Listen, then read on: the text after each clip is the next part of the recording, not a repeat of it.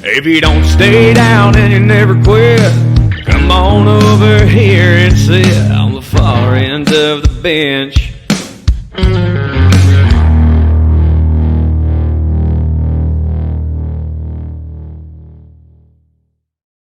Welcome one, welcome all. It is the Far End of the Bench podcast in now calendar year number 3 of doing this show, 2023. Happy New Year. The ball has dropped, ladies and gentlemen. We are rolling right along through, and we're back. Jimmy Pilato, Nico Bryant. I haven't done a podcast in a year, man. It's been in over a year. I haven't done a podcast over a year. It has been a while. We're going to be a little bit rusty. That's to be expected with this show, but we got plenty of things to go over. We told everyone, we said we were going to take a break after we did our Bowl Pick'em show, and then we had the one episode. After that, we'll have an update on Bowl Pick'em, NFL Pick'em, because the regular season finales are this week. So we're going to have the regular season championship. It is much closer than it's been in the last couple of years. Oh, Nico, Ooh. It is. We are neck and neck here. It's coming down to the wire. And plus, we have probably the best college football semifinal in history to talk about. NHL standings are right around the corner. We're starting to kick things up with that. And then Jokic is being Jokic, you know. I know Christmas as hard as the last couple of weeks. Yeah. Oh, if we're gonna talk about Christmas basketball, because I talked about that on Talking the Gridiron. But before we do, I want to remind everybody we are the Far End of the Bench podcast. If this is your first time listening, welcome. Be sure to follow our social medias at FEOTB Pod. It's down there on the screen that you can find. We are presented by the Variety Sports Network, so be sure to give them a follow as well at Variety_Sports_ subscribe to. It's all the way over there. I can't even get to it. Subscribe to the Far End of the Bench YouTube channel. We were talking about it. This is the first episode of 2023. In 2023, we always try and continue to evolve our stuff. I'm going to be writing at least one blog for VSN, so I'll be producing a lot more writing content, but we're also going to be doing at least one live show per month on this channel, on our YouTube channel, as well as through our social media. So follow, subscribe, like. If you are followed already, unfollow, refollow, and then tell your friends to check it out as well. New episodes drop every Thursday, and we're pretty much scattered throughout the rest of the week with all of the other shenanigans that we have going on. We both work full-time jobs. We're both doing this just because we need to have an outlet for talking about sports. But before we get into all that, Nico, do you have any good resolutions that you made for this year? What are some of the things that you're looking forward to putting into action in 2023? I had a couple. I'm obviously working on saving more money and doing all that, so I'm starting to budget more. Grown adult shit, weirdly enough. Obviously, I have some health plans, like to go get back in the gym more often this year, like every other person on this fucking planet. And obviously, one that I had last year that I really want to start doing more is obviously read a lot more books and different things. So those are a couple that I have on my plate. Like I said, it's the 3rd of January and none of them are dead yet. So that's huge. Huge for the program. So we made it a couple days. Now we just got to last a month and try to hold it true. Yeah, that's the kicker. It's only 3 days in. By the time people are listening to this, it'll be 5 days into the new year, and it can fall off the rails quickly. But yes, I also have reading. I'm going to try and read 2 books a month. I'm journaling every day, trying getting into the habit of that. But then also just I'm taking Spanish Babbel, like learning that kind of stuff, becoming a better teacher, all of those good things, like the cliches that you would have normally expected. Yeah, that's what we did. Did you do anything fun for New Year's? You stayed up and watched the ball drop, obviously. I celebrated with the East Coast time. Yeah, and college football playoff, you mean, right? Yeah, once the college football playoff was done, I was like, oh, well, I should just go to bed. I mean, it was kind of nice. Like, if I was on the East Coast and the college football playoff was the last thing that I saw for the ball drop, that kind of would have been cool, but we didn't get that luxury over here. Yeah. But yeah, I snowboarded last week. I got the slopes were killer. My girl and I went to a concert of a band I've never heard of, and now I like the band, so that's interesting. There's been a lot of things. The ball and New Year's was just very relaxed. It was funny.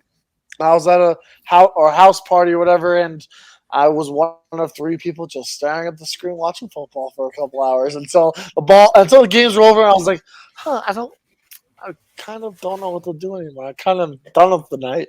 I guess I'll stay up till 12. But what's it? 12:05. It's time for my bedtime. Let's get out of here. Yeah, that was pretty much the game plan.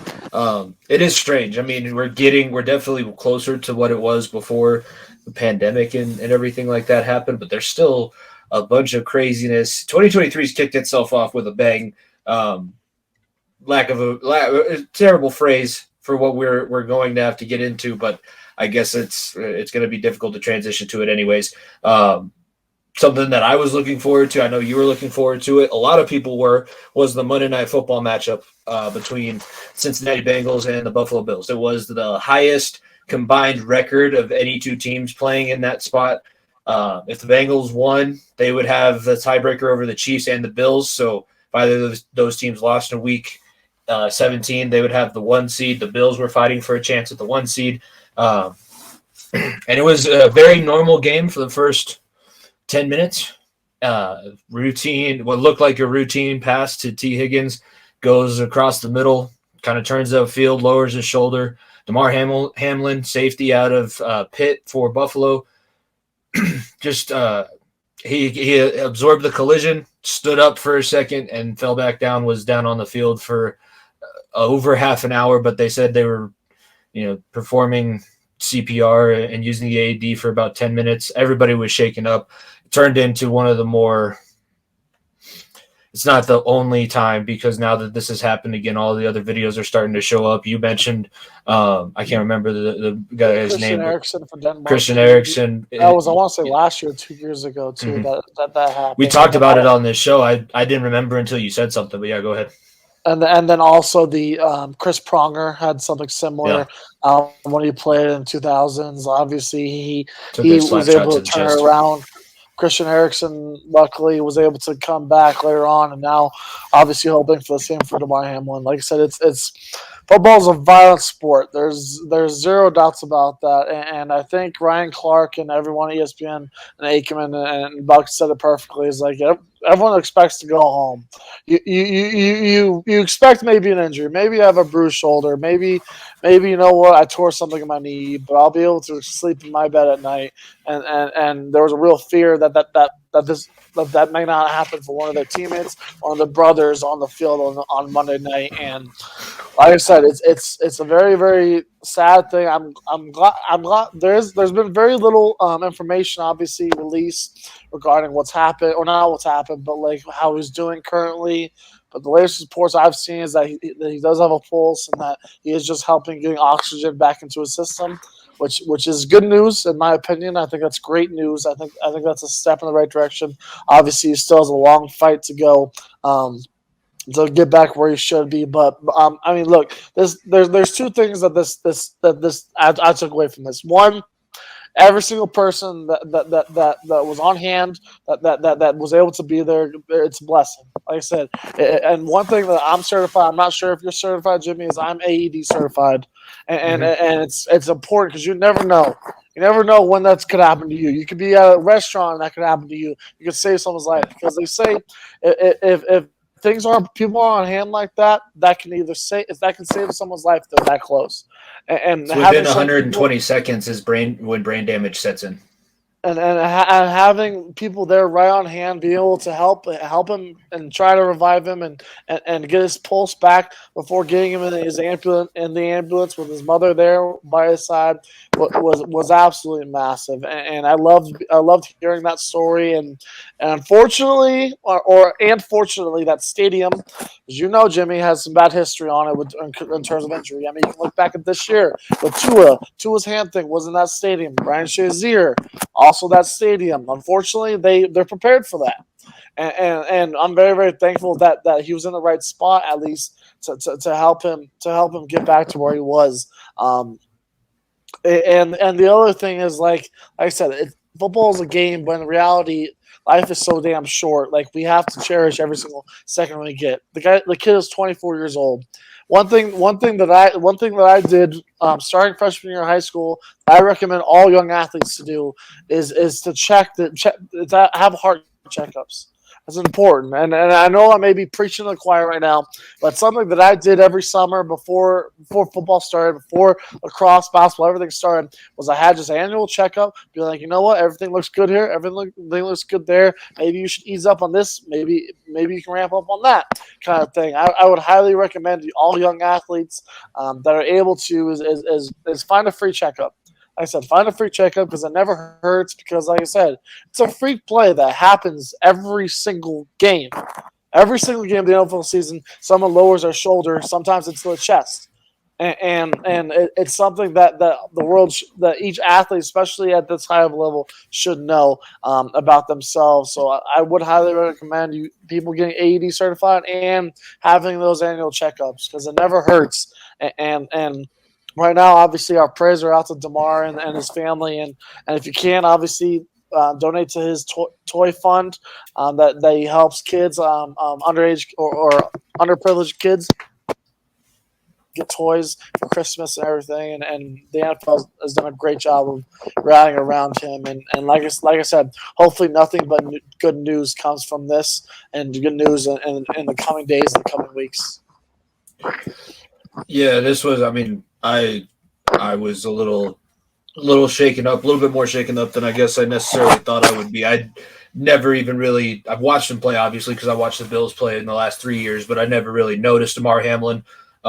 We were at a bar watching the game when it was going on, so I didn't even have the sound to understand, oh, this guy's down. The way that it looks initially looks like a head injury. It looks like Tua, where he got back up and then, all of a sudden everything hits.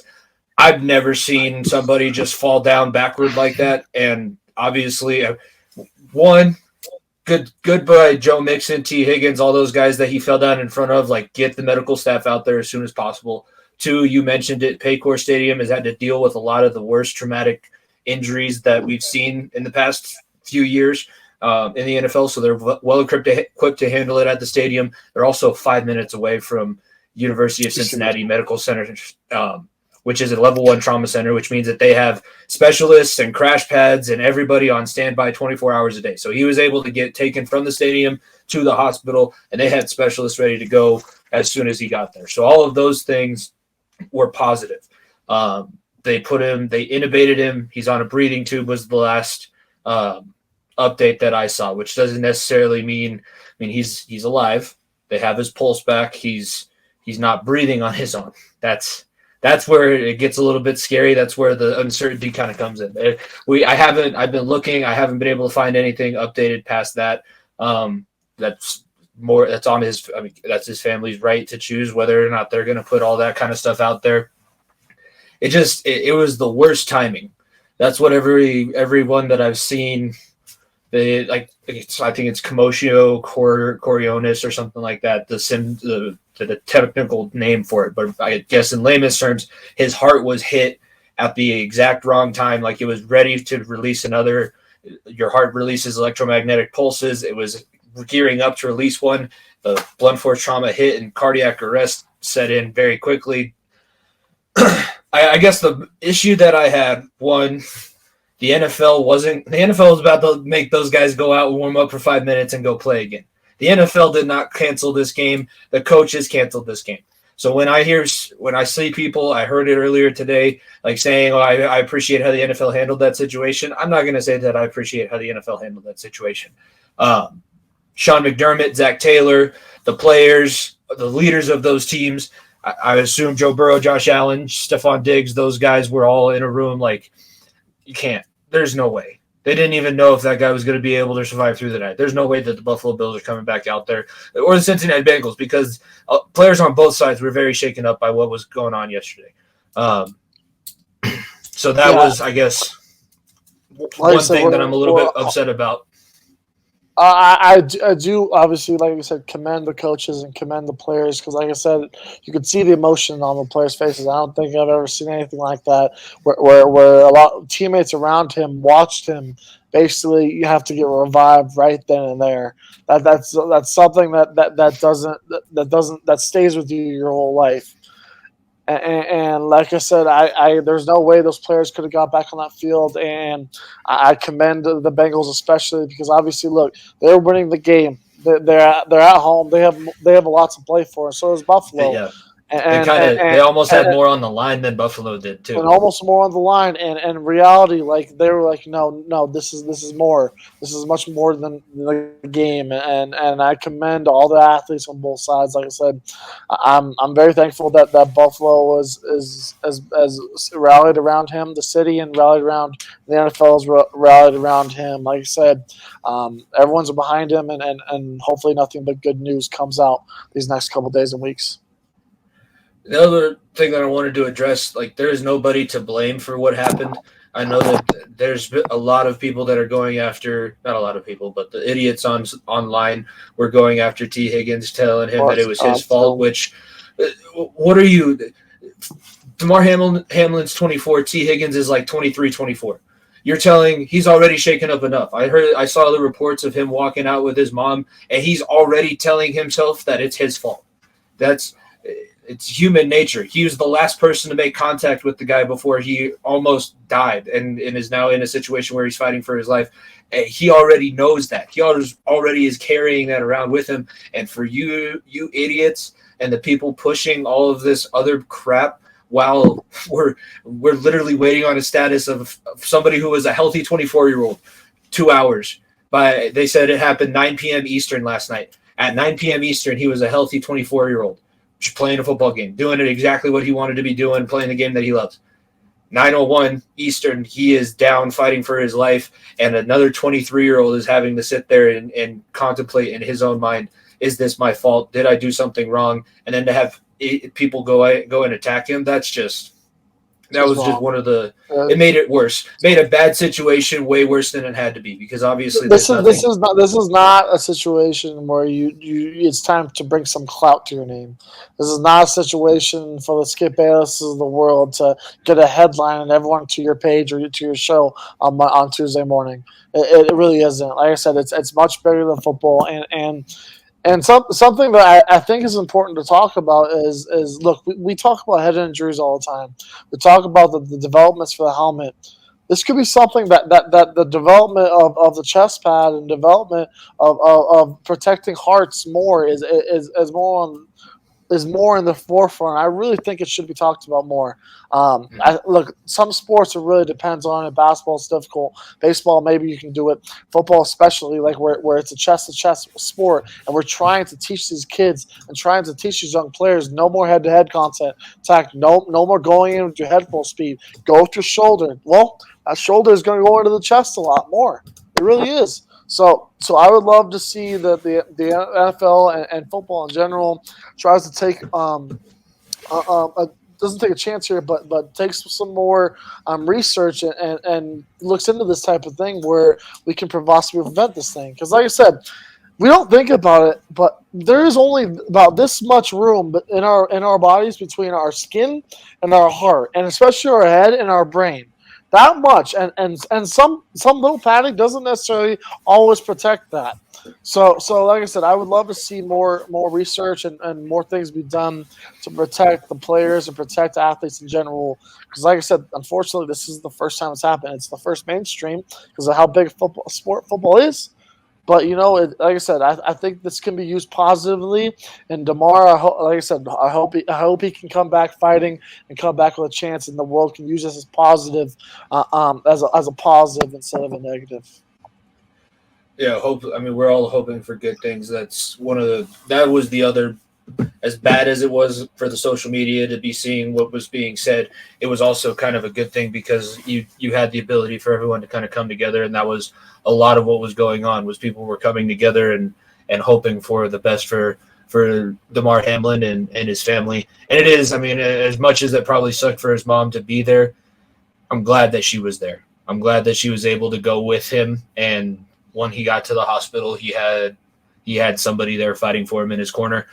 There's a lot of people that were at the game last night too, Bengals fans and Bills fans that went to the hospital to try and get updates for him. Like, there's a lot of good that's happening. He's raised over $3 million with his toy drive that he does. So there are a lot of people that are trying to make something good out of a very, very bad situation. But obviously, we'll hopefully have some sort of update by the time this comes out on Thursday. There might be even some more information. So some of this, what we've said, might be a little bit outdated. But I think that we could have had the discussion on whether or not to talk about it. One, we could have had the discussion whether or not to have a podcast release. Two, because there's a lot of shows that are taking the day off because it doesn't seem right. We're releasing a few days after everything happened, and as And guys that like.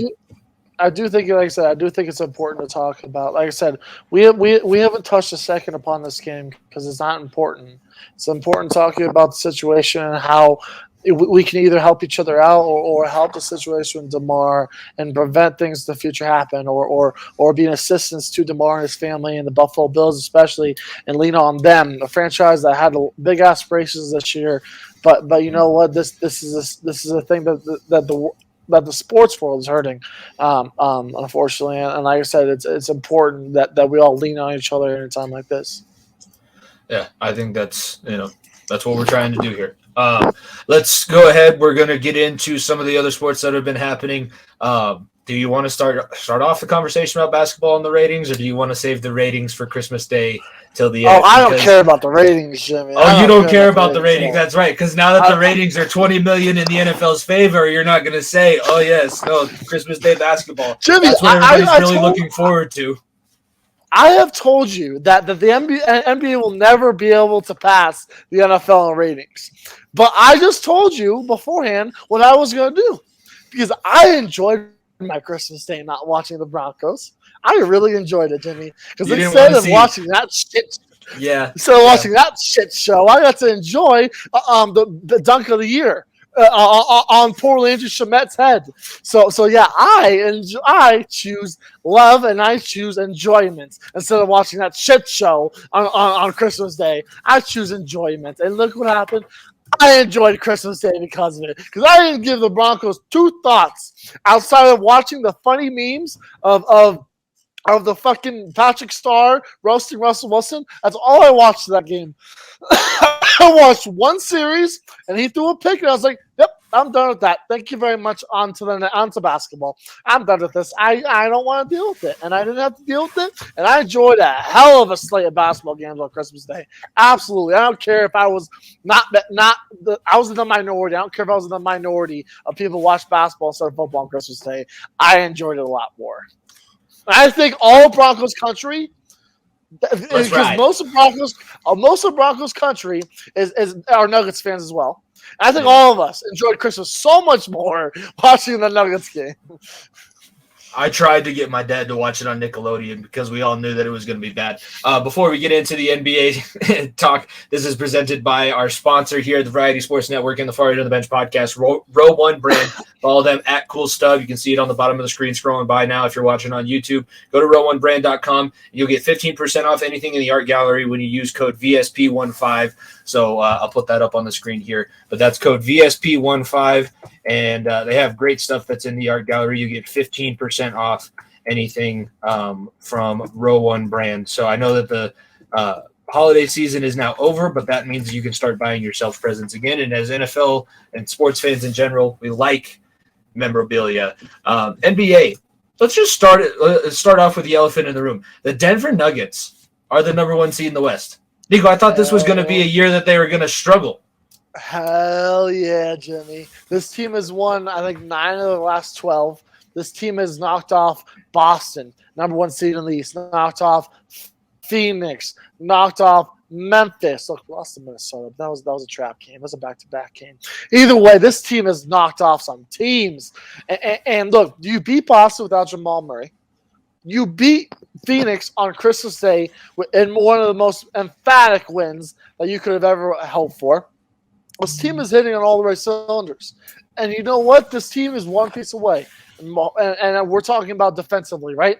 This team is not where it should be defensively. But, boys, this team offensively can't be touched. This team at full strength, Jimmy. It brought a tear to my eye seeing Jamal, KCP, MPJ, Aaron Gordon, and Nikola Jokic close out a game.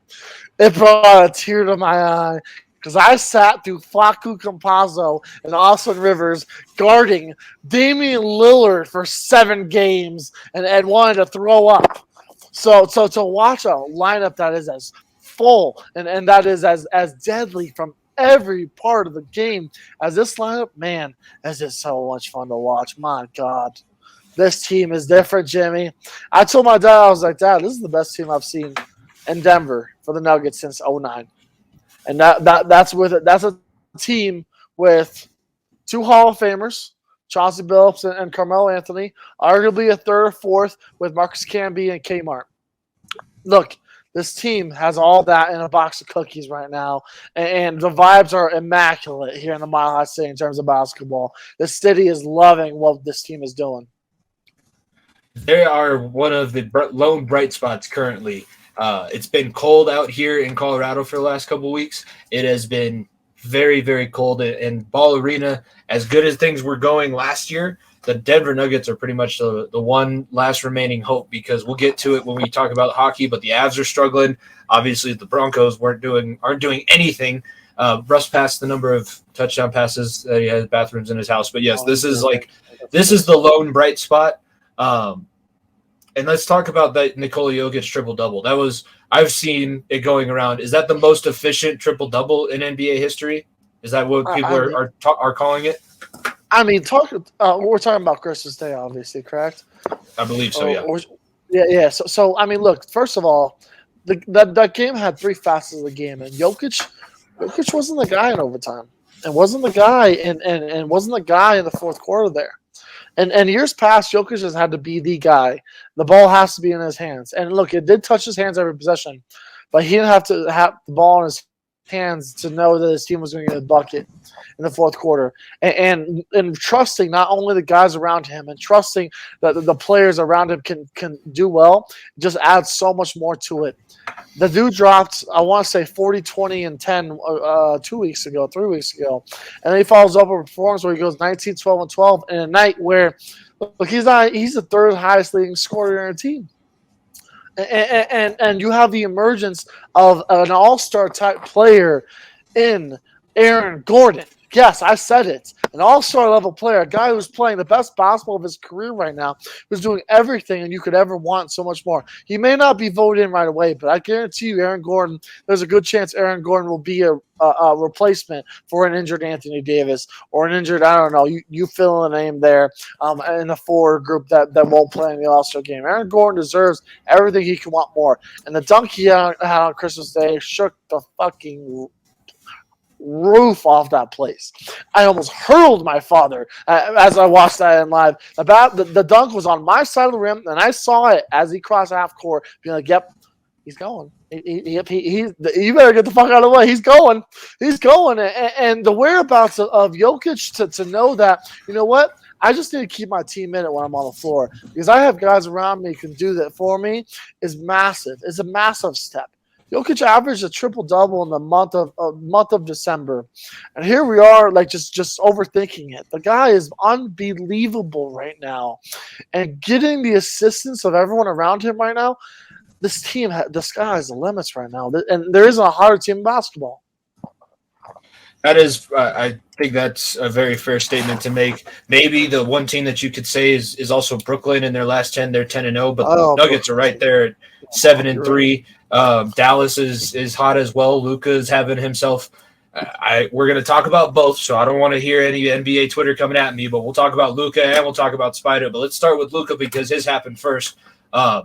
I talked with Darren a little bit about it. I got my shots in. I said that we were going to have to talk about Nuggets because when we talk about the Broncos, you're going to want to cry and everything like that. So I said we're going to have to talk about it. Joy.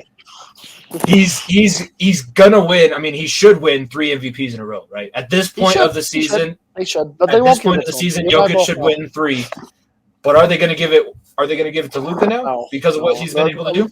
Luka will get it this year. I can guarantee it. Luka will get it this year. Luka has done unreal things in Dallas this year. I had this conversation with some friends from school, and they were like, you know what? Who would you take if you're the first pick right now?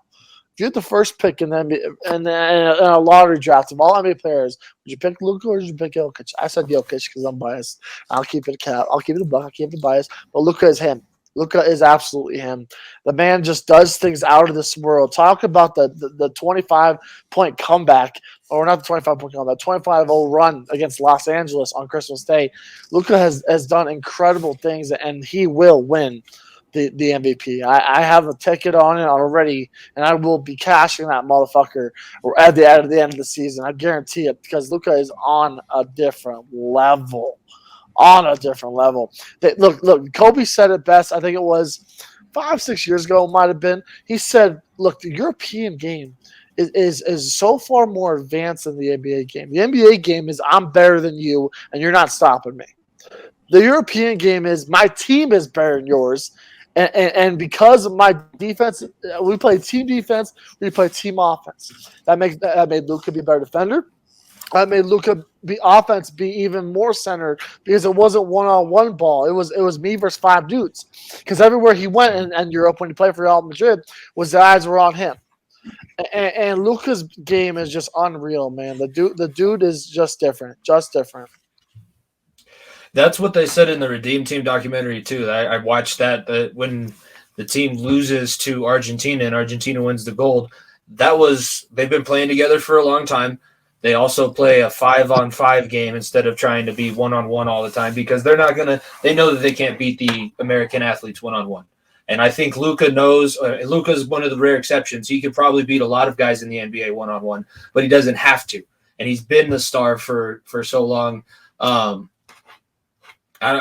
of the teams that we've mentioned, because a lot of them are in the Western Conference, but Denver, Memphis seems to be a team that people are starting to pay attention to. Let's talk 4. Denver, Memphis, New Orleans, and Dallas. Of those 4, who do you have? I know that you have the most faith in the Nuggets, but outside of the Nuggets, who else would you say is real for this season and actually should be in the conversation moving forward? Dude, Memphis is Phoenix of 2 years ago, in my opinion. They are so hot, and people are so high on them. They've gotten too cocky. They've gotten way too cocky. John Morant's out here saying, "Oh, the only team we're afraid of is Boston," and then asked it. Yeah, no one scares me in the West. Way too cocky for a guy that hasn't made it to the Western Conference Finals once yet. Way too cocky. So there's some reality check time in Memphis, because that team isn't healthy, and they still don't have the bigs to match up with some of these guys. Steven Adams, cool. He ain't going to be locking down Jokic in crunch time. So Memphis is a team that's interesting. New Orleans, though, man, this New Orleans squad, it is what everyone thought they would be. I mean, McCollum's been unreal. Zion's the dude. That was one of the best sound bites that I heard. Like, we're out here playing basketball. He just ran through my defender. And stole the ball. Not many people can stop him. It is him and Giannis on this planet, where if you put anybody on this earth 1-on-1 against him, he will run through you. Happily. He will run through you. He should have. You're not wrong. He should have. But man, this New Orleans Pelicans team healthy is dangerous. They had a great coach and fucking Willie Green, and they know what they're doing over there. Dallas, obviously, I cannot say enough good things, but the team that would give me the most worry, obviously, still is Memphis, because New Orleans is playoff is a playoff team that doesn't have a lot of experience, and Dallas, obviously, look, Dallas is a unit.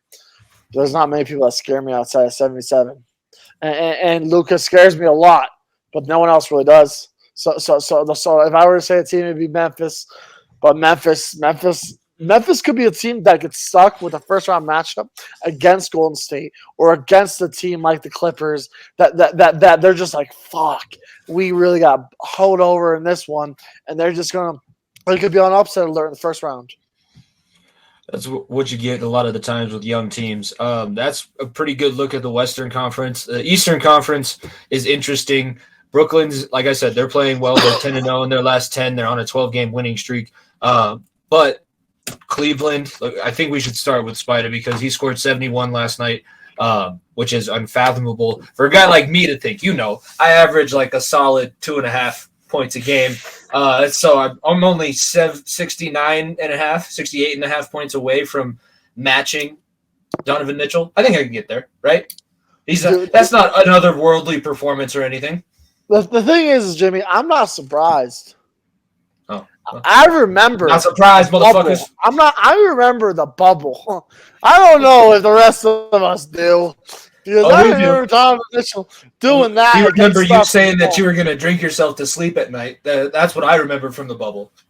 Yeah, because we could not stop 45, and we had to have one of the greatest comebacks in NBA history to beat Utah in the playoffs in the bubble. Like I said, look, Donovan Mitchell has been in the perfect situation.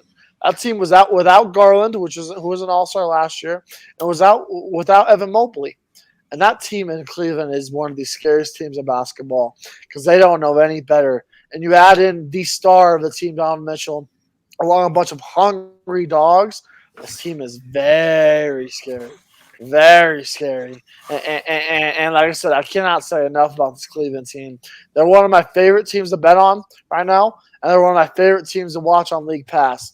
I look, Donovan Mitchell is a bucket, and he has found a home.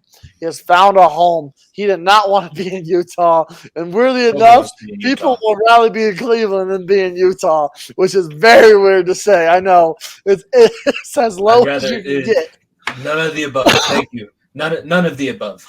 None of the above. In Utah, you have 0.5% beer to drink, and then in Cleveland, you have to deal with a slush season. It's not even snow; it's just slush.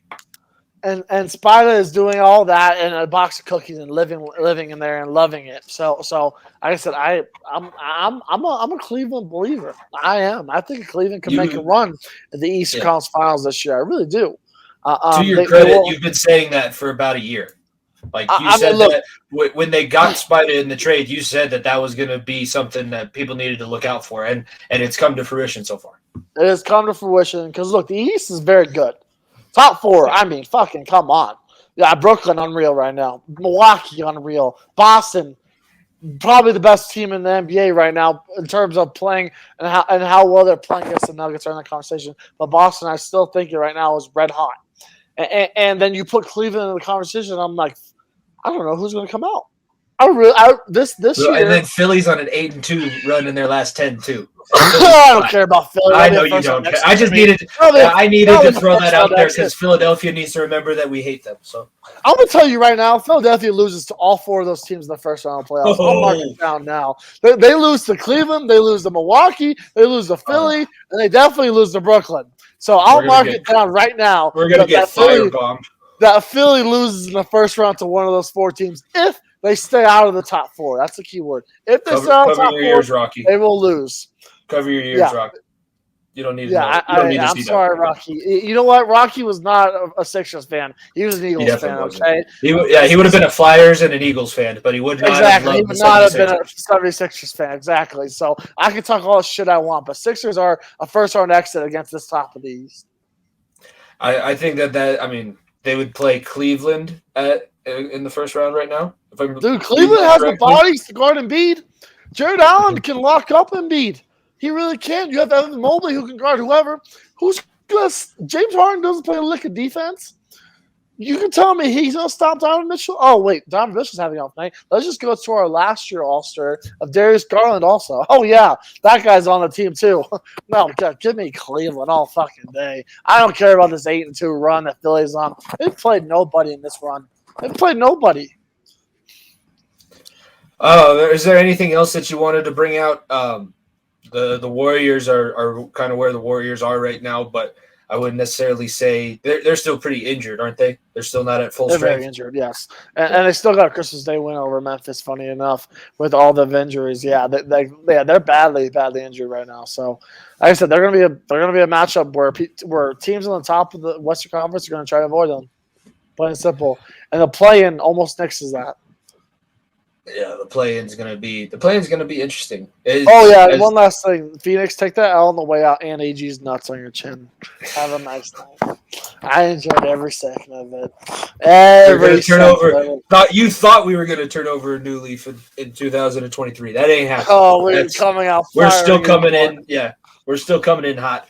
I hold grudges back from 2021. Yes, you heard that correctly. I still hold that fucking grudge to that motherfucker in the stands. I'm not happy about it still. Still not happy about it. Let's change the subject. Let's go to hockey, which we can now actually have a legit conversation about. It's not a ton of football overload. We need to have this discussion. This is going to be presented by one of our other partners, In Clutch Sports. If you go to intheclutchsports.com and use code Variety Sports, you get 10% off your order. They have a whole bunch of different. If you're playing sports, they have a lot of the different gear that you're going to need: cleats, helmets, gloves, anything like that. So check out In the Clutch Sports. The NHL, let's just get out there and say it. Right now, the Colorado Avalanche are out of the playoff picture. It's still less than half the way through the season, so it's not like we need to panic. And it's not been the worst thing. Like, we still have a ton of people that are out. We got McKinnon back, which was nice to see. He scored early last night as we're recording this against the Knights.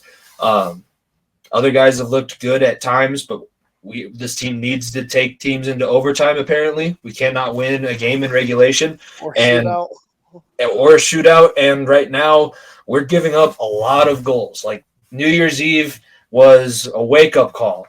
And I can't remember who they played after that.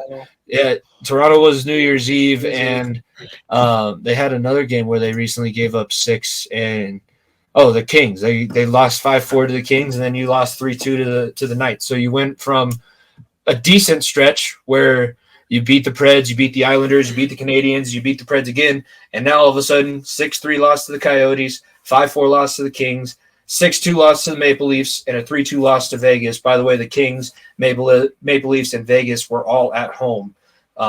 So as good of a situation as you're going to get, and they're lacking that talent to be able to finish. But I honestly think that it's mainly a mental thing.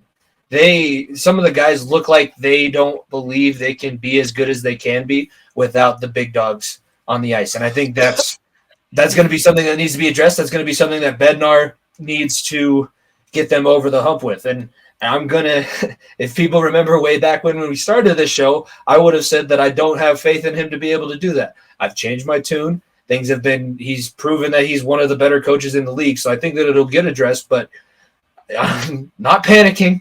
I'm staying calm, doing my breathing exercises, but let's get it figured out, please. With the amount of injuries that this team has right now, you'd be expecting this team to be tanking for Bedard at this fucking point. Like look, the fact that this team is on the cusp of the playoffs, this feels like the Warriors. I don't mean to keep we're talking about them, talking about basketball, but it does. Like I said, Tampa, after their first cup run, they had everybody in their mother injured, Jimmy. They snuck in as a 3 seed, 4 seed. Like, they barely hung on, and then they made the run. Like I said, there's opportunities to be had because, look, Bednar said on Tuesday morning, Landy's not close to being back. Plain and simple. Byram's not close to being back. Val's coming back slowly somehow, and Manson was skating on Tuesday, so he's got a chance to get back to where he should be as well. But we're still going to have some top dogs. It's the fit. Look, and one thing Joe did last year, and then Joe did the last couple of years, sort of, but especially last year, was he realized the back end guys were not prepared to take the next step, and that's when you go out and take the leaps of faith at some older guys that are hungry for a cup, and. Like I said, I expect this team to be active out the trade deadline. This team is not going to stay standing still. And look, Francouz is coming back from injury. It's going to help to have him back. But Georgiev has not been good either recently. He has not been good at all. And getting kicked off out of New Year's Eve game, getting pulled, is not going to help him at all. So like I said, you got to get your guys back. But at the same time, Joe's not going to stand still. The long-term IR question comes into play. It really does. Because Tampa Bay did it with Kucherov. We could very much do that with Landy, and then also bring in, because Landy's got that $8 million AAV. That opens up a lot of space. A lot of space. If you think that this window has a chance, then you go get a guy. Like I hate saying the name, Jonathan Taves, or go get a guy like a Patrick Kane, or you go get a guy like Brock Besser over there, Horvat. or Bo Horvat or whoever you want in Vancouver. Like you go get guys from teams that nobody wants. That are expiring contracts that you know what, we'll take a 1-year deal. Or you'll take a guy that like Jacob Verana, who just got cut by Detroit on Tuesday, that could be a third line guy for you. You take chances on guys because right now the chances you're taking on young guys is not working. And I know Joe, and Joe is not going to sit on his fucking hands with this team. He's not. I guarantee you he's not. So I think Olofsson might be close to being shipped out of here in that trade. The trade deadline's in 2 months. We have, as you're listening to this, it's a little bit less than 2 months away. It's March 3rd of this year. So he's already, I think they already have a package, like a few packages created to try and send different places. If I know this GM staff, like Chris McFarland, Joe Sakic have probably already told Bednar what groceries they're going to go out and get at the trade deadline. I'm sure that it's going to be, the last year we had like 3 to 4 moves. I would expect the same, probably 3 to 4 moves. I would love a Bo Horvat. That would be the home run hit. It obviously would be. I don't know how I feel about Taves yet. I don't know how I feel about Kane yet, but those cost a lot more. The Chicago. Yeah, and Horvat falls underneath, especially if you put Landy on the LTIR. Horvat's contract makes you still have $3 million to go out and get a couple more. I'm surprised that it hasn't come out yet, that we haven't seen. I know, and the fact that Bednar said that he's not close, the thought has come up. The thought really has come up. And like I said, this is a situation. I saw a comparison to Jamal Murray's situation. Jamal Murray's injury was a lot more worse. Obviously, the ACL thing is a lot different, but they're not rushing him back for a reason. They're not. They're taking their time with him because they know what he can do in the playoffs and what he can eventually do. They're taking their time and not rushing anyone back at the reason for that. So you know that this team being out of position playoffs right now, they're not sitting on their hands. They're not. They're plain and simple. They're not. So like I said, we'll be talking about some trades here in the coming weeks. I guarantee it. Who it is and for what, that's to be determined. But I'd be highly surprised if they fucking want to run Martin Kaut on their second line coming into March. Going into March is all I'm going to say. We went to the Canadiens game right before Christmas, and I was like, who? I know Val. I know McDermott. I don't know anybody else. Like, nobody else even rings a bell. That's the level that this team is playing at. And I think Georgiev has slowed down from his initial Vezina caliber pace. But also the defense that's playing in front of him hasn't been great. Like Gerard's up and down, hot and cold. I'm glad to see him back. But him and EJ are. McDermott. Yeah, no, McDermott. That's the thing. Our guys, and we'll have to get them on at some point. Our guys that tell it as it is, he should never be the last line of defense. If he's your last defenseman, it's a goal. It's a breakaway. It's a one-on-one situation. It's going in. You might have to hide him on the fourth line as a forward. Do a fucking Reeves. That is his role. He's the enforcer. He should just be the fourth line winger. He's not the last line of defense. Fourth line forward, and just fucking go wreak havoc on someone's wing. That's all you need to do. Like that's what he should be. That's when you get Bo back. You hopefully will have that added to him, and the conversation comes up for another D-man. And the defense really hasn't been the problem. It really has been just the goaltending, and the forwards not producing what it should be. So, like I said, I don't think they want to fucking roll with McDermott as a third line defenseman. That's not, or a second line for that matter. No, thank you. No, they're also only sitting right now at +3 goal differential on the season. We're at this point last year we were talking about like +35 because they were on that crazy run, which we should have. Like we said it a couple times last season. Enjoy this because this never happens all that often. That was a once-in-a-generation type run that we saw from the Avalanche. They have the ability to win the Stanley Cup again and make a deep playoff run, and if they get in, they're dangerous, but it's not a guarantee. I think that's what some of the Avs fans thought, like, oh, it's a guarantee. We're obviously going to be back here. Yeah, it's a parade same time next year. We said it kind of in jest. It's going to take a lot. They're going to have to figure some things out, but they've proven that they can do it. They overcame their playoff demons last season. I think that you can't really discount the level of commitment and the level of the ability that they have to be able to do this. This team can get back on track. I'm not sweating at all yet. Talk to me in February and maybe I'll start sweating. But right now, I think by still the have All-Star faith. break, if we don't have something figured out, I think the All-Star break is when my panic button is going to get fully Yeah, pressed. yeah. And then we're gonna take for this guy we're about to talk about because Jimmy, this is the best prospect I have seen since McDavid, and McDavid since Sidney Crosby, Crosby since before Lemieux, Lemieux since before Gretzky. This is weird. This is weird. Was weird water I'm treading on right now. But Connor Bedard we are gonna see an all-time tank job by so many teams, and that's another thing why it doesn't worry me so much because there's gonna be some teams that are on playoff bubble. They're like, fuck this, let me get in the fucking lottery for this kid, because we are seeing an unprecedented level of hockey. A boy that is treating a bunch of older men, or not older men, but like men in the World Juniors like they're children. Connor Bedard is on pace right now to beat Fopa's World Juniors point total. Right now, he leads the goals right now. Like, we are seeing an unprecedented level for this kid. Like this is. Like, this guy can be something for a team. Like, whoever he lands on are gonna rags to riches. It's going to be that quick. I'm saying it.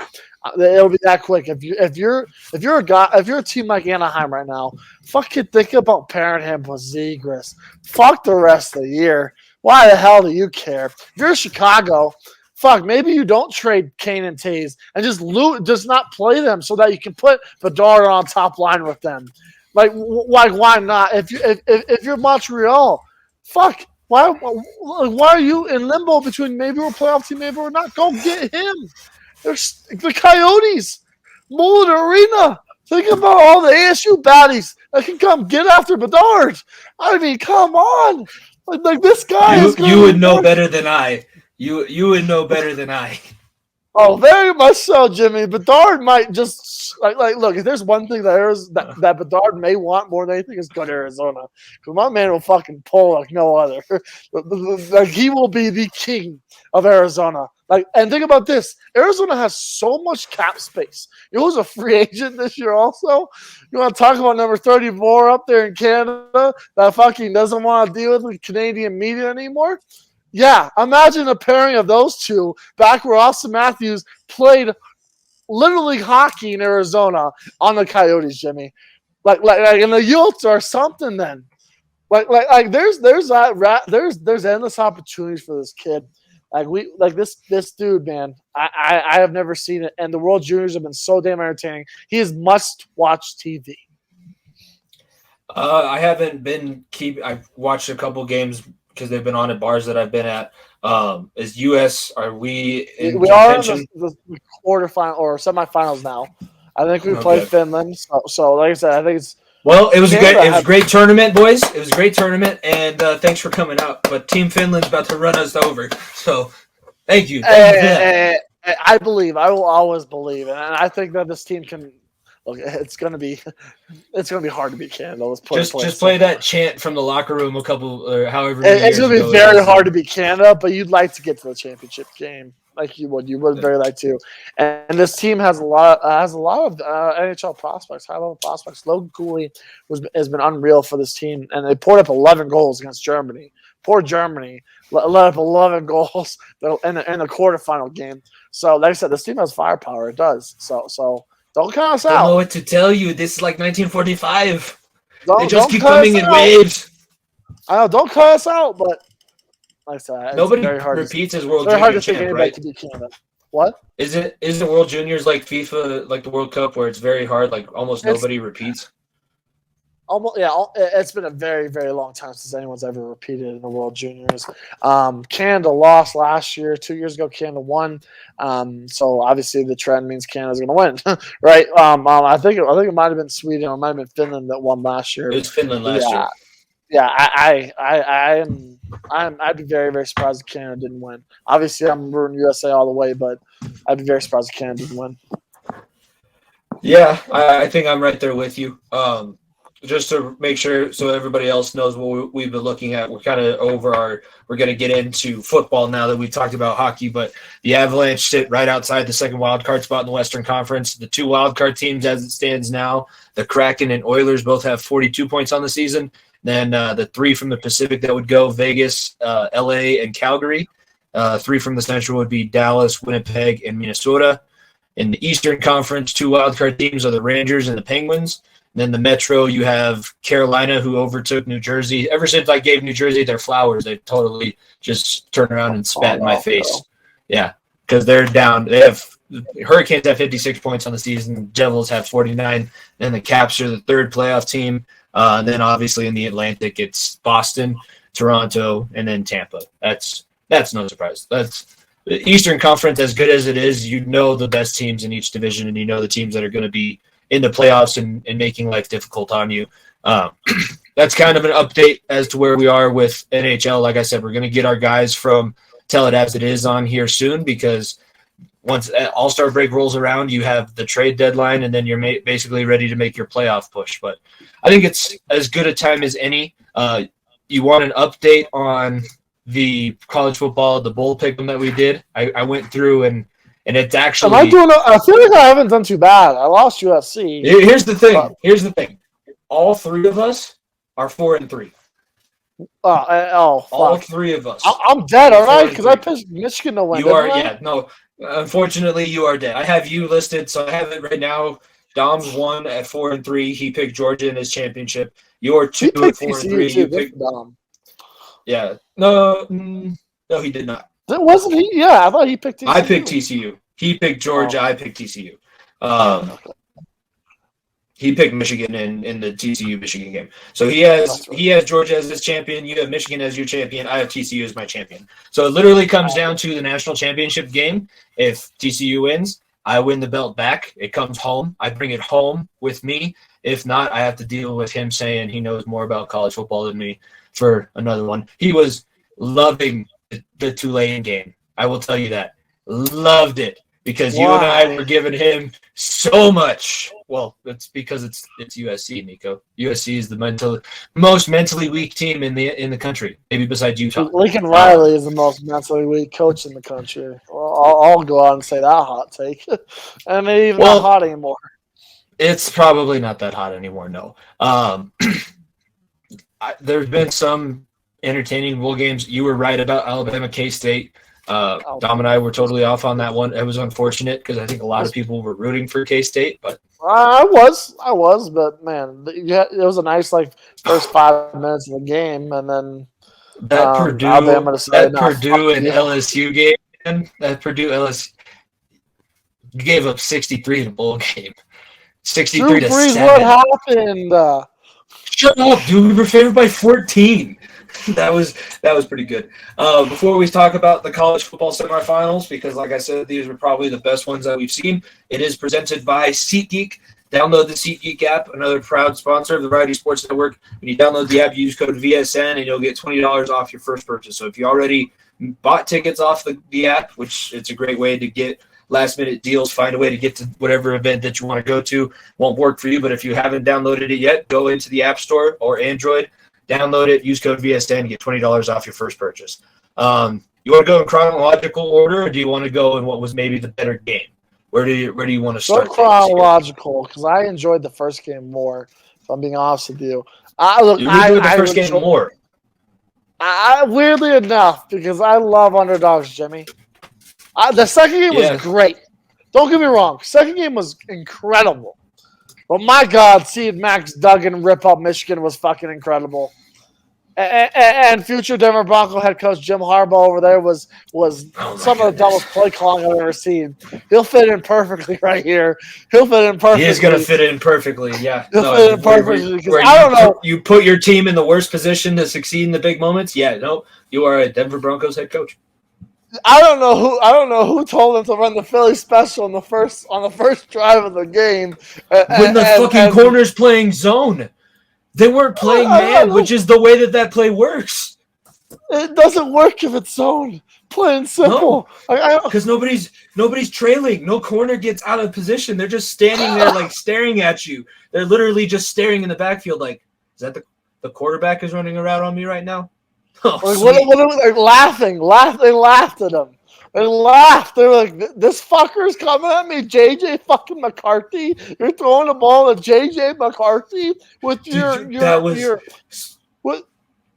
with one of the best running backs in football. Obviously, you have your number one running back injury, but your second best running back is still really good. You said, you know what? We ran the ball down your throat for 10 plays or however long it was. Let's fucking do the Philly special. I mean, what the hell are we thinking? It's comedy, Jimmy. It really is funny. They panicked. They panicked hard. I listened to the Joe Klatt show. He made a very good point. Out of the 4 teams, like some of the best coaching that we've seen in the semifinals between 3 of the 4 teams, I'll say. Michigan was that one where you're like, you're panicking. Like it is so easy to tell that you have no idea what to do. You're panicking. It's not good. It's not a good look on you. And that's ultimately what ended up costing them. So you run the bad Philly special play when they're not running the defense that you need to have for that play to be successful.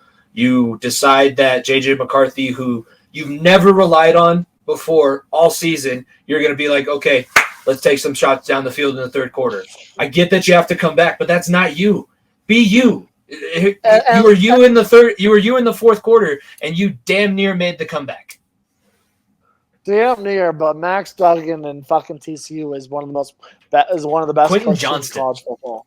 Quentin Johnston, 6 receptions, 163. That dude earned himself a top 10 pick in the NFL draft. At minimum, a lottery pick. Right? What about that defense? What about that defense for TCU? Like, nobody was talking. Everybody said, "Oh, Big 12 can't play defense." I know that they gave up 45 points. I kind of said this on Talking the Gridiron.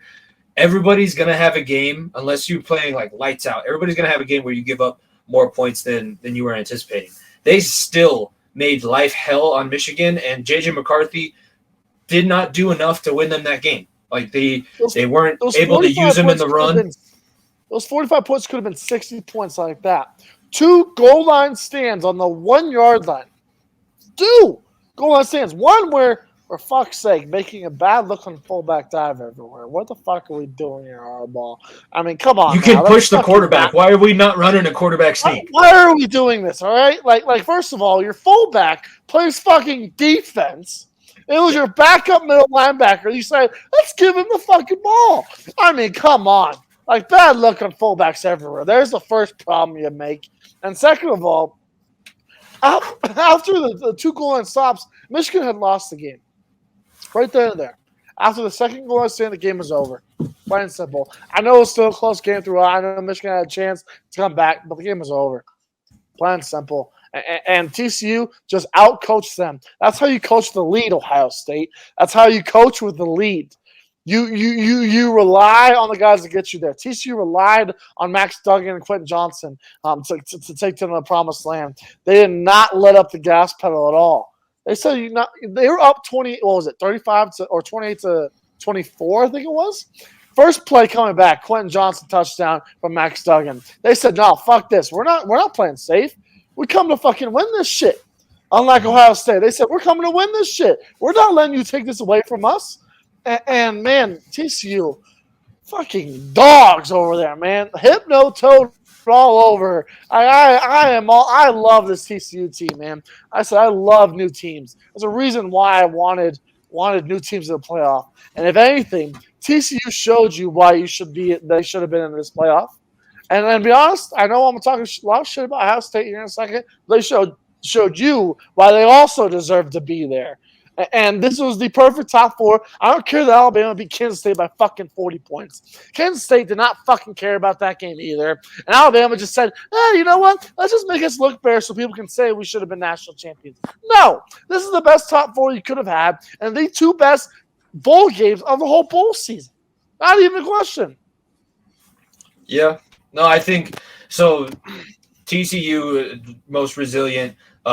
really shows you how bad their old coach was. This is Sonny Dykes' first year Oh, at TCU, okay. and it's basically the same roster except that he benched Duggan. That's really his only mistake that he's made all season was benching Duggan for the first half until the quarterback got hurt against CU, and then sky's the limit. I think Duggan should have won the Heisman. He proved that he can lead his team in big moments. He had the 2 interceptions, but he also had 2 touchdowns and did enough. Like, he brings so much to that team. They love playing for that guy. As I will say, like, Michigan and JJ McCarthy had another great season. It's disappointing because this was your year to take over. And I texted you on New Year's. I was hoping that we got it. The irony that would have been in this podcast if Michigan would have lost and Ohio State would have won, you could have been able to cut it with a knife. It would have been beautiful, but it didn't happen. I can't get over this TCU. Like, their D-line, the Michigan's offensive line has won the Joe Moore Award for the last 2 seasons. For those of you who aren't offensive linemen like myself, that means they've had the best offensive line unit in college football for the last 2 years. And TCU lined up in their 3-3 stack. They moved all over the place, made life difficult on them, and did what they needed to do. Yes, the call at the end, that should have been targeting, but Michigan didn't necessarily deserve another chance to have a play. Like, it was done. It was over at that point. When you can't stop them, you had your shot. This is the next hump in the road. This is the next hump in the road for Harbaugh. It was Ohio State. He knocked that off, and now it's winning a playoff game. Let me preface this: a college football playoff game. Because obviously he made the Super Bowl in the NFL, winning a college football game, playoff game. Because and we may not see it come to fruition. It would like I said. It seems like he's out the door. He's going to have 3 positions where one place there's a couple enticing options, and the Broncos probably the worst one. One, he can go back to Indianapolis where he played, where his numbers in the rafters for whatever fucking reason, and he could go back there. They banner for everything in Indy. They're like the Nashville of the NFL. It really is pitiful. It really is. And then you could go to Chicago with Justin Fields and have your chance at a guy that could be the next big thing in football. Or you could come to Denver, I guess, and get paid however much money you fucking want. The only reason option is, I want the Chicago option just for the irony of him coaching a Buckeye. Oh, no. I mean, he'd love it too. Like, he would do so many great things with Justin Fields. He really would. And Michigan, like I said, it's another season where in reality, Harbaugh has done everything you could want from him. At this point, it's just your team's just not good enough. Plain and simple. Well, yeah, that's the crazy thing too, because now we can kind of transition into the other game and the other side of their rivalry. Ohio State, their talent level, it's definitely not the same as what it was when they were winning their national championships or under Urban Meyer, and it's not even on the same level as Michigan, and that was proven in this game because once Marvin Harrison Jr. was out in the 3rd quarter, and I think that play should have stood as targeting because if a guy gets knocked out, there's no way that there wasn't forcible contact to his head. That doesn't make any sense to me. It just doesn't make sense. Yeah. It doesn't make any sense, but until he was out, or once he was out, you saw Ohio State didn't have anybody else behind him to be able to stress Georgia. That was literally the way to beat Georgia is to have guys on the outside like Tennessee had with their receiver Jalen Hyatt being able to stress and put pressure on this Georgia defense and win one-on-one matchups. That is what beats them. They had that with Marvin Harrison Jr. He goes out. All of a sudden, everybody else stops producing as well. C.J. Stroud can no longer get the touchdowns that he was getting in the first half. Good on him for using his legs, which I guess I didn't realize how little he did run in the first place in the season. But they just ran out of bodies. Like, everybody was hurt. They ran out of bodies. They were playing their backup fullback. They were playing like their 3rd-string tight end. Their defense, credit to them, held up for a bit. But then once Georgia figured out how to block the 3-3 stack, and then you realize, oh, yeah, Georgia's got like the slowest guy on Georgia is probably the 10th fastest guy on Ohio State. And Kenny McIntosh is in the open field and got hit by a sniper in the turf monster. Otherwise, we're looking at, instead of a 1-point game, this being like a 10 to 15-point game in favor of Georgia. Yeah, look, this game was 2 minutes too long for Ohio State. As soon as Harrison went out, you could tell Ohio State was just trying to hold on. That's the difference between what TCU did and what Ohio State did. TCU was playing to win that football game. Ohio State was playing to hold on for dear life. This is a big lead. Let's try to keep our whereabouts and just run the clock down. And it came back to bite them in the ass. The 28-year-old quarterback was smarter than that and decided, you know what? I don't have to do much. I don't.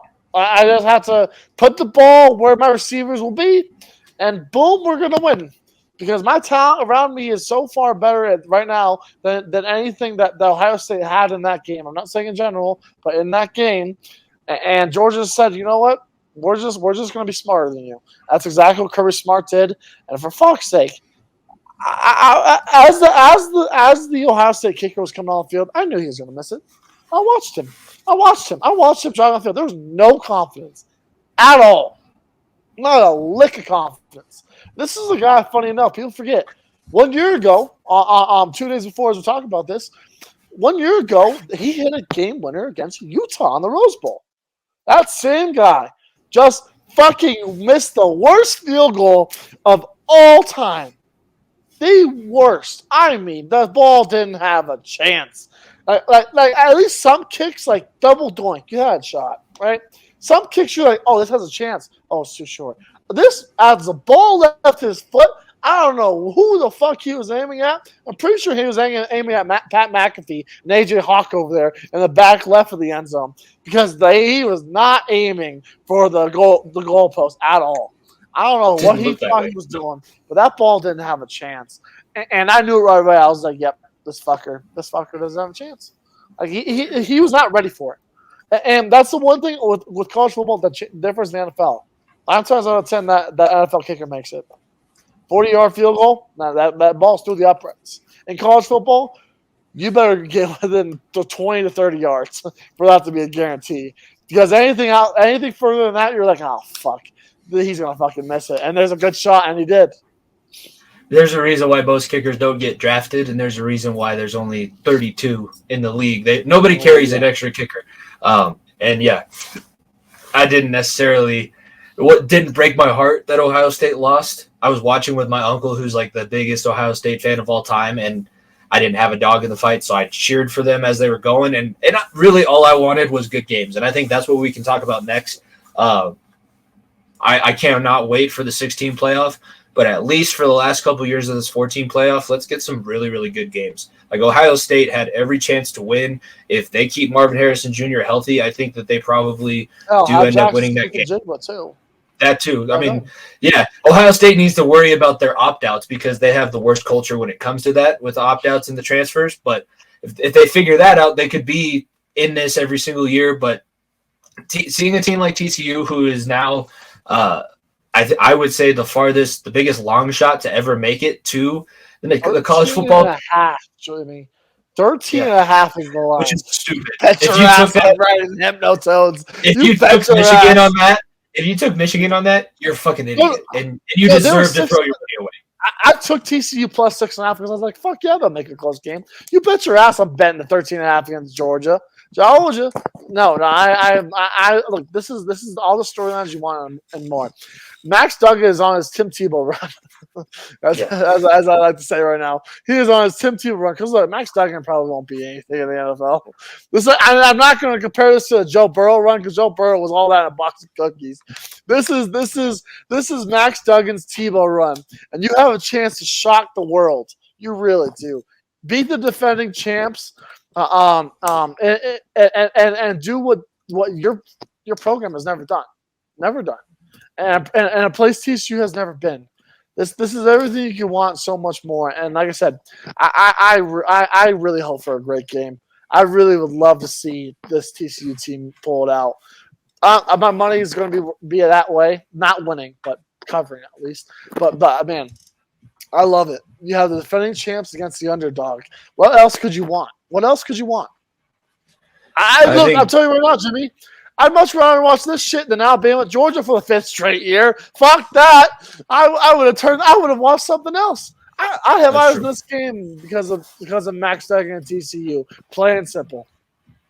I think that's fair, and I think it's going to be. Hopefully, it's entertaining. It's not like what we've seen the past few years where I know last year was a close game, but yeah, it was boring. Alabama and Georgia, Alabama and Georgia, Alabama and Georgia, Alabama and TCU. And for those of you who don't know, TCU is not like a massive sports juggernaut. They're a small private college. They got about 13,000 students. That's it. Georgia's probably got closer to 60, especially now that they've won a couple national titles. It's truly David versus Goliath, and this is why they play the games, because you never know what's going to happen.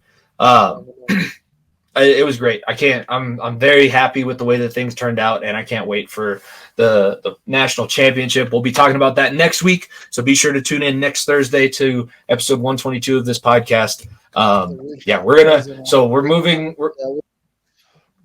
We're gonna have to move. We're gonna move forward to the NFL. Before we talk about that, we're gonna have to figure out what we're doing with this Bengals game, because the Bengals were supposed to play Saturday against the Ravens. Obviously, with everything, are we just gonna drop? Are we just gonna drop that game and only do 5? Yeah, I don't want to pick my game either, if I'm being honest with you. So we can just. That's not an option. Yeah, it is. I'm giving you an option, Jimmy. I don't want to pick this shit. But then, okay. So then, what are the games that we're gonna? Look, I'm not fucking gonna be at the game either. I'm not gonna watch the game. I have a fucking wedding on a Sunday, weirdly enough. So I'm not fucking watching that shit. Fuck that. That's fine, but I will say, this is the first show. This is the first show since those Denver Broncos fired their head coach. So I do want to touch on that slightly. For fuck's sake, I don't know how he kept his job that long, but that was the nail in the coffin. Patrick Starr ripping your ass 51-14 on Christmas Day, most embarrassing loss in Broncos history. Get your ass out of town. And look, this team had a chance to win last week.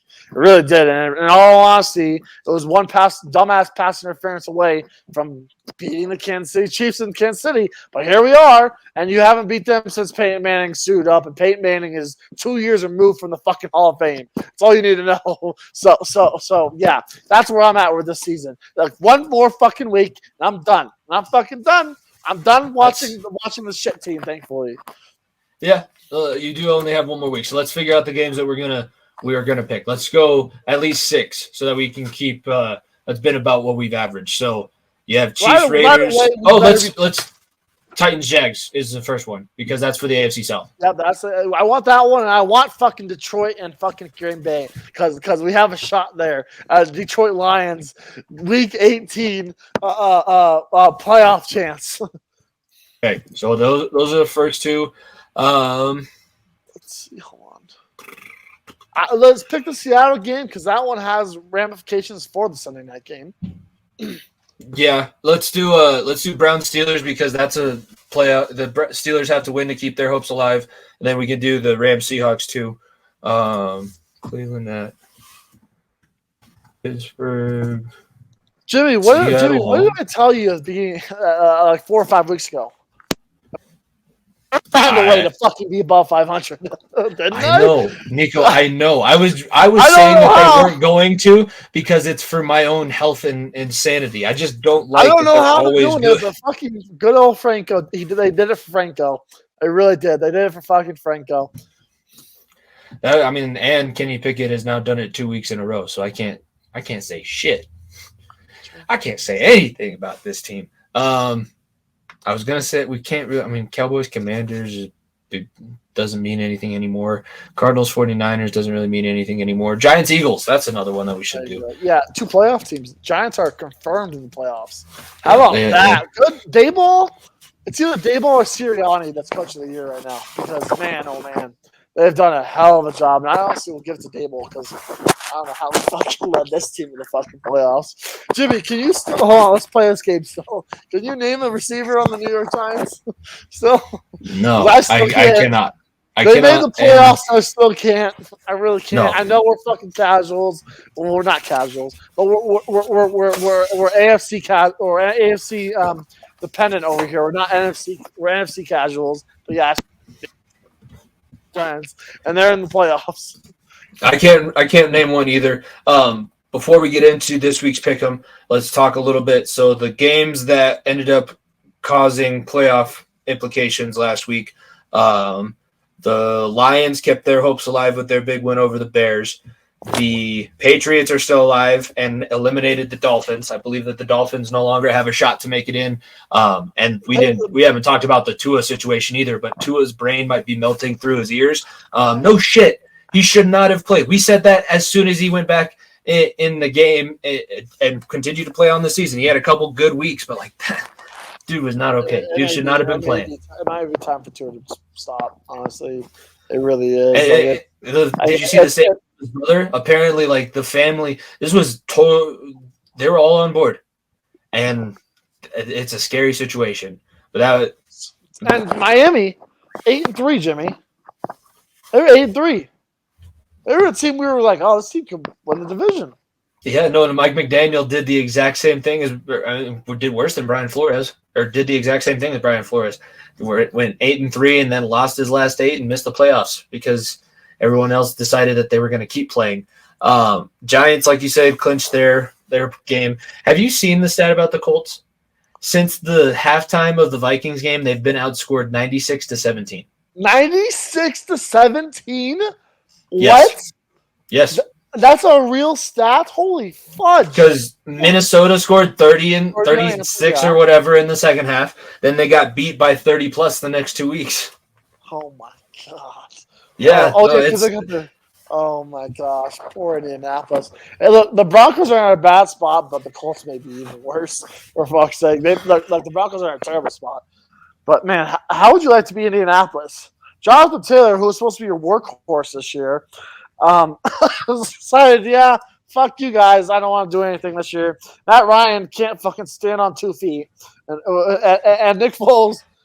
God, you got Kayvon Thibodeau doing snow angels to Nick Foles, who's dying on the field. Nick Foles should have retired after the Philly special. Let's fucking end it right there. Go off on a high note because your career is not going to get any better than that.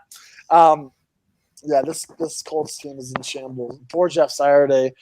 Like I said, I feel so bad for him. Oh my god, just getting out coached. I told you he'd beat the Raiders. They did this first game, but yeah, it's showing why coaches are coaches and players are players. Let's put it that way. Yeah. The Eagles still haven't clinched their 1 seed because they lost to the Saints last week. They lost to the Cowboys the week before. Have they clinched their division? No, I think now the way that things have worked, they haven't clinched the division. If they lose, New York wins, they win their division. No, it's not New York. It'd be Dallas. That's right. If Dallas wins, and I think the Eagles have to lose, and maybe somebody else has to win, but there's a chance that they don't win the division. They could end up as the 5th seed if things don't go. They don't turn that things would around. Be a fall from grace. Ever since Jalen Hurts went out, right? Yeah. Look, I love Gardner Minshew, but I mean, he's a backup quarterback for a reason. You're showing why Jalen Hurts was an MVP candidate, and this is a conversation we can have maybe next week after the end of the season. I don't know who the fuck's the MVP, Jimmy. Jalen Hurts really don't. Last 4 weeks of the season. If last night didn't unfold the way that it did, I think we would have had a little bit more clear picture as to who could be the MVP. Because I think both quarterbacks from the game Monday night had a chance. Obviously, Patrick Mahomes is still hanging around. But honestly, if we're going to talk about the Chiefs, I would say that I have not been impressed with the Chiefs ever since that Bengals game. They have been just the 3-point wins against the Broncos and taking the Texans into overtime. And we had a chance to win both games. I know. I'm not saying any. I'm saying that as a slight to them, not as a slight to the Broncos, because the Broncos overplayed their hand in those games. Yeah, they overplayed their hand in that situation. The other Commanders are out of the playoffs. Ron Rivera didn't realize that they were out of the playoffs until afterwards. And why the Packers, did Carson Wentz even playing? Heineke should be the only guy that plays. He's won you football games. You know that Dan Snyder's sitting up there. He's like, I'm paying Carson Wentz how much money each week? Oh, $20 million? Okay. And I pay Taylor Heineke how much money for each win that he gets? $800,000. I don't like giving either of those guys that sums of money, but if I'm going to be paying a guy $20 million, it damn sure ain't going to be to sit on the bench. So I feel like he strong-armed his way into it. And I don't know, maybe Rivera wanted to lose his job. Instead of telling Rivera to start Heineke, use the $800,000 on a new mascot. That mascot's kind of funny though. The little pig with a little hat. I think they should be the Red Hogs. They should be the Red Hogs so bad. When they sell a team, I really hope that because they're going to be forced to sell a team. When they sell a team, I really hope they do change it. They need to. I do as well. And then we already said that the Packers, they kept their hopes alive. The Chargers are into the playoffs. We always say the Chargers are going to charge her. Brandon Staley's got over the hump. They are an official playoff team. Get the slow clap there. It's beautiful. I love it. All right. Yeah, Jimmy, that reflects that's more on you than me. I know. That might be your first round matchup. I hope it's my first round matchup. Please. I would too. Give them to me. Give them to me. me. I will gladly take out that social media quarterback. We will scalp him at midfield. Okay, Emmanuel Lacho, chill on that one, pal. But I mean, that would be a hell of a. That'd probably be the best matchup of wildcard weekend if that happens. I mean, Chargers versus the Bills, Chargers versus the Bengals, or the Chiefs. That's going to be the game of the AFC playoffs are going to be must-watch TV. Absolutely. All throughout all 7 seeds. Let's get into week 17 of our NFL Pick'em. It is brought to you by the Variety Sports Network merch store. You can see the URL down on the screen if you're watching on YouTube. It's bonfire.com/store/variety-sports-network. You can get the shirts that we made for the beginning of the season, the Bengals being into the playoffs. You can definitely check out the Return to the Jungle. I don't know if you want the Ride or Die shirts. You probably don't want the other one if we're being honest with ourselves. So, but the Ride or Die shirts are comfortable. That's the good thing. Because we died this year, Jimmy. Funny enough, we died. We did not ride this year. We died. Yeah, it was a death that you had to die. But it's all VSN merch can be found at that link. So be sure to check it out. You want the update on where the standings sit? So here's the crazy thing. Am I down? You are down, but here's the crazy thing. So week 9, I went 5-0, you went 4-1. Since then, in week 10, we both went 3-3. Week 12, we both went 5-2. Week 14, we both went 3-3. 15, we went 4-2, and last week we both went 4-2. So the way that the standings work out, we've been dead even, and it's not like we're picking the opposite games, but we are winning the ones that the other one isn't, or we're winning or losing the same ones. I am 49-35 on the season. You are 48-36 on the season. We're fucking one game off of one another. One game off of each other, and also those are pretty damn good winning percentages. We've done really well. We've done really well. All we needed to do is shrink the field. You can't pick 16 games a weekend. You got to pick 6, 5 to 6, 7 maybe a couple times, and things work out good. So that being said, I wish my fucking betting statistics were this good, for fuck's sake. Because man, I listen to our fucking picks half the time, but I don't put them down, and I'm like, I should have fucking done it. I should just share this with you, honestly. With if we tie, I mean, that'd be funny. Maybe we'll make the tiebreaker. I don't know. We'll make the tiebreaker or something. But we'll bowling match. What about that? Maybe we make the tiebreaker one of the the playoff tree or something. Well, we could make the tiebreaker a putt-putt match instead of golf because you made me golf. That's true. The fields may be clearer on putt-putt. We will freeze in the snow for you all and play putt-putt and negative 20-degree weather for you all. So Nico needs to get one game. If Nico gets one game up on me, then we tie. We'll have to do the putt-putt match. If you get 2 games up on me, you win the regular season. For the 3rd year in a row. Yeah. The question is, which 2 games? Because I feel like since you're in the lead, you should be obligated to pick first. Okay. I can deal with that. And I should be able to pick the game that I should go against to try to make it up. I can live with that. I can go with that. This is the first time that I've had this much of a shot. So yeah. I'll take it. Starting things off, Tennessee at Jacksonville. It's in Duval County. It's going to be in Jacksonville, down there in Central Florida. Trevor Lawrence. It's him. It's him. He looks as good as advertised. Not to put more salt on the wound to your brother, but do you remember 2 years ago what I said about Trevor Lawrence? About how the Jets winning those last 2 fucking games are going to ruin them for fucking another 10 years? Because they were winless, Jimmy. They saw Trevor Lawrence in the Jets uniform. They had all of the edits from Twitter. They had all of them. And then they decided, fuck it. Let's win a couple of games. Darnold, come on, go play good. And Darnold fucked you more than you could have ever been fucked. You beat Baltimore the second week of the season, second to last week of the season, and you beat I forgot who might have been Tennessee or something, the third to last week of the season. You fucked yourself out of a franchise quarterback. Instead, you have mommy lover over there who can't win a starting job with Joe Flacco. So I'm sorry to keep rubbing salt in the wound, but I called it. I knew Trevor Lawrence was going to be him, and Jimmy. Jacksonville's only going to get better. If you don't remember, they're adding a number one receiver next year, Jimmy. And betting boy is going to be on the team next year. Calvin fucking Ridley to Zay Jones, added to Travis Etienne. Like I said, just Jacksonville's division to lose. Who's the Laviska Shenault? Don't forget about the CU boy that's down there. Too. Evan Ingram, who actually has had a really good year as a tight end down there. It's the modern day version of Peyton Manning and Ryan Leaf is Trevor Lawrence and Zach Wilson, and because Ryan Leaf had one good season in college, and the other one was what we all expected him to be. I'm not surprisingly picking. So do you want me to do all my picks so that you can decide which one you want to be different? So I'm going Jacksonville. I'm picking the Jaguars in this game. I'm not going against you on this one. This is Jacksonville too. This is not one of the ones I will reverse you on. Give me Jacksonville. Right. We're both on the Jaguars in that one. The next game that I put down, since just the way that Tennessee, for fuck's sake, this team is that team. Oh my god, they're about to not be the boys, dude, because they didn't sign Comp, and they're gonna cut Taylor. So I'm about to not have any allegiances to Tennessee. I really don't give a shit right now.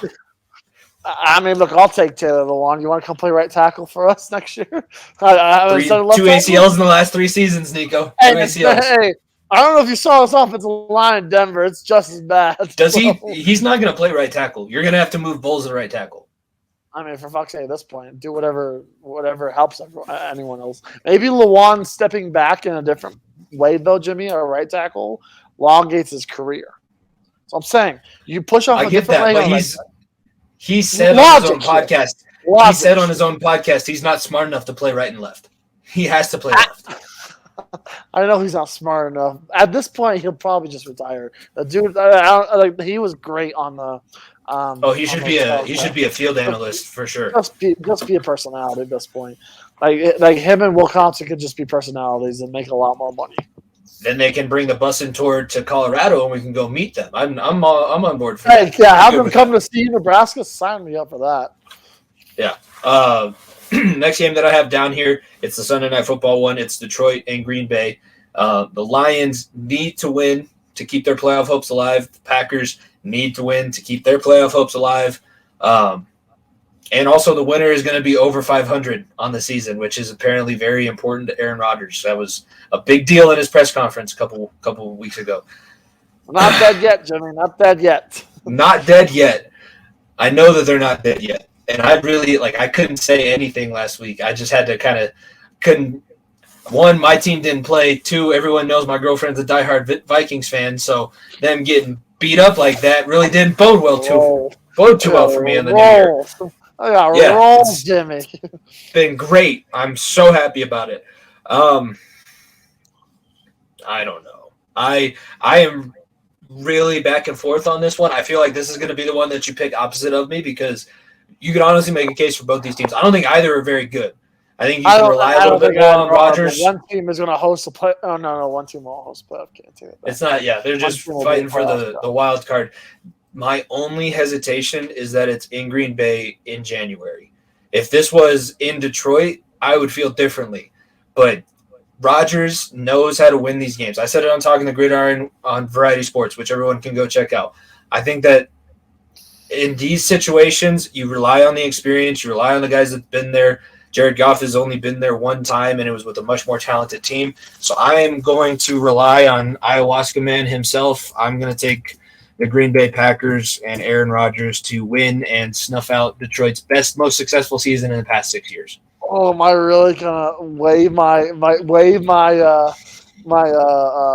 pick'em chances on the Detroit Lions, Jimmy? I'm thinking about it. I'm really thinking about it. I thought you would. I'm thinking about it. I was this close to picking them. It's just the Lambeau Field factor that's the crushing Lambeau me. Field factor hurts so much. I mean, Detroit. Like, look, like I'll tell you one thing: Dan Campbell's going to have those boys rolling. He's going to have those boys ready. He will have. I think those Detroit, boys ready. whatever the line is, I can pull it up real quick. I think Detroit's going to cover. I have a lot more confidence. It's 4.5. I think Detroit can cover a 4.5 point spread. I think that it's going to be close, probably like a field goal game. But that's the thing. Then you need to rely on your experience even more in close games like that, and Green Bay has the experience. This is not the game I'm going against you. I'm not putting against Aaron Rodgers in fucking January at home. I can't, Jimmy. I can't. Look, I would have loved Detroit to be in the playoffs, but I have a bad feeling this game won't matter to them because they have to have Seattle lose. Unless Baker Mayfield is the second coming of God like he was on Christmas Day and Jesus reincarnated, I don't think Seattle loses. And unfortunately, the Lions will have nothing to play for in this game except to spoil your division. And for that reason, I have to go Aaron Rodgers. Packers. Both on the Packers. Yeah, both on the Packers. So you're not gaining any games on me. I'm not gaining any games on you so far. This one will be the one because you know that I can't. I know who I should pick. I know who's going to win, but you know that I can't. Well, actually, fuck. I really hate this. I'm in such a hard place because I can't. As a good person, I can't pick Deshaun Watson. As a good person, you can't also pick Pittsburgh. That's the difference. Yeah, It's like who I fucking hate less, literally. And this is probably worse than this is worse than the Raiders and Chiefs for me, honestly. On Sunday night, I was literally sitting there like, yeah, it'd be cool if it's not even cool. If the Steelers win, it helps the Bengals, but I really don't want to see the Steelers win, even if it's against the Ravens. I didn't want to see the Ravens win either. I just wish the field just goes like this and swallows them whole. Bane needs to show up in Pittsburgh in that situation, open up the field, and that's what needs to happen when the Pittsburgh Steelers play the Rat Turds from Baltimore. So you're going Pittsburgh? I'm going Pittsburgh. Oh, fuck. I can't pick Deshaun. I said that I wouldn't pick Deshaun. I can't pick Deshaun either, Jimmy. I fucking can't either. Well, then it's gonna come down to the Giants and Eagles, I bet you. Oh, is that the last game we have left? No, we have LA and Seattle, but I doubt. Here's my caveat for you because I think that we're gonna be the same on Seattle and LA. I will pick the Giants, and I will let you have the Eagles. I was leaning that way too. Oh, fuck it, give me. Oh no, I'm better. I'm a better person than this. I promise everyone, I'm a better person than this. I in Pittsburgh. Fuck. Oh, I have to go Pittsburgh. I have to because I can't lose that game. I can't lose that game. Now, that means I have to win. Just give me Philadelphia. If you want to win, we have to be Let the Band-Aid off. Give me Philadelphia. Give me Philadelphia. If you want to win, you have to be different than me on the last two. Yep, give me Philadelphia. And you know what? And then let's just have a winner. Give me Philadelphia, and who are you picking? For LA and Seattle, yep. I'll go with Baker. Fuck it. Yep, give me Seattle. Fuck it. Yep, I'm happy with that one. Oh, I hate picking Cleveland. My hopes are on Geno Smith and fucking Gardner Minshew, Jimmy. That's who my hopes are on. Oh yeah, but who knows if the Giants are going to play anybody? And I already don't know who they have on their team, so I might have just given. Here's the thing: I might have just. Do you want to make an agreement to avoid that game and pick a different one? Which one? Buffalo and New England. Yeah, but I don't know what they're going to do with the Buffalo game either. I don't know I don't know what they're going to do that one, and I don't know what they're going to do with Baltimore and Cincinnati. Does Baltimore have a chance still? Or they have if Baltimore wins, they would have the tiebreaker, but I think that they have a worse record. They would have swept the Bengals if they have the tiebreaker for the wild card still. Are they dead from that? No, I think that they would be in. I think they're in the wild card. Hold on, I can pull up the. Let's go to the handy dandy playoff machine. Because let's be honest with each other here.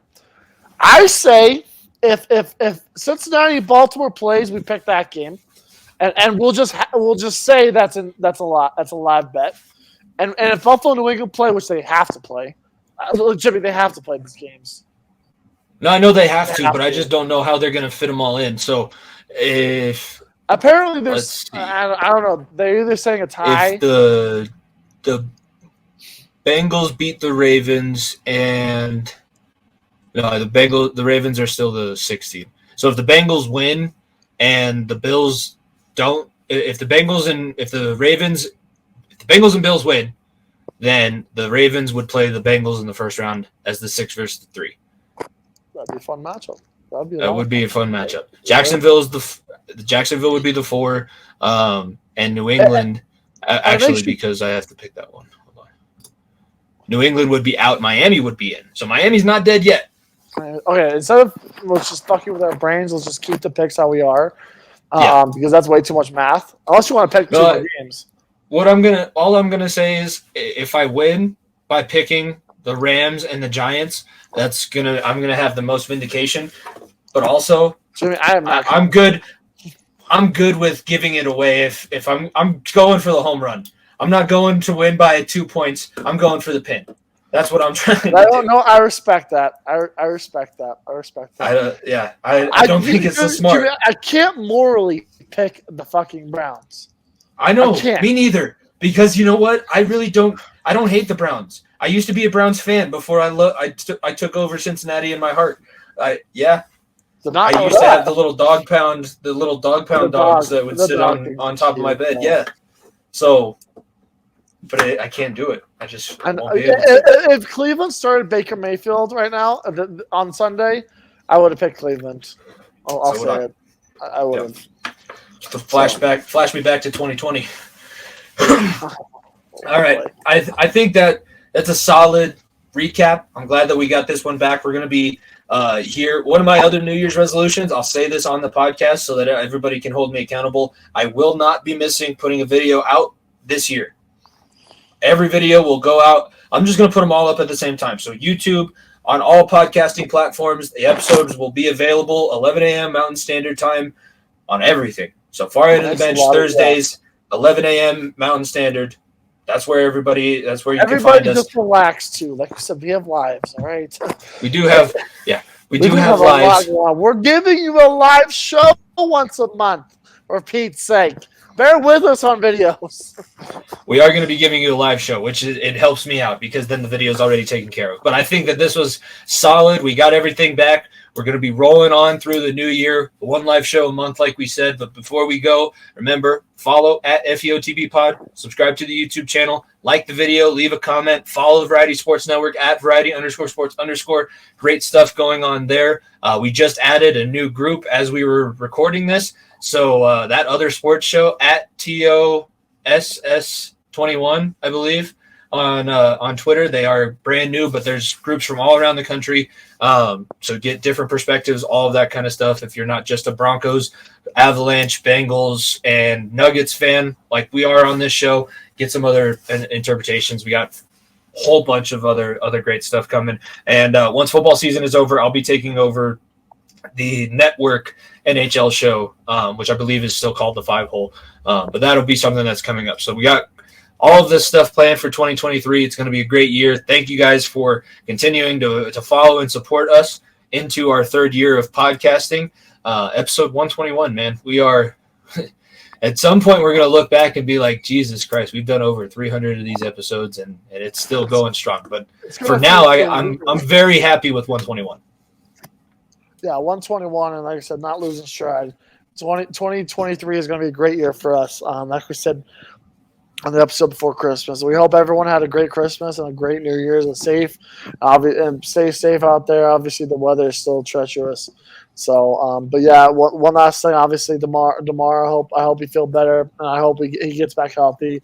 And next time we're recording the show, we're celebrating you, and be celebrating you in a great way, and being able to think back, yeah, this guy's a fucking fighter and fucking dog, and just like the rest of the NFL is as well. And like I said, get better tomorrow. And like I said, it's going to be a fun week. We have so much sports this week, Jimmy. It's week 18. Yeah. It is week 18.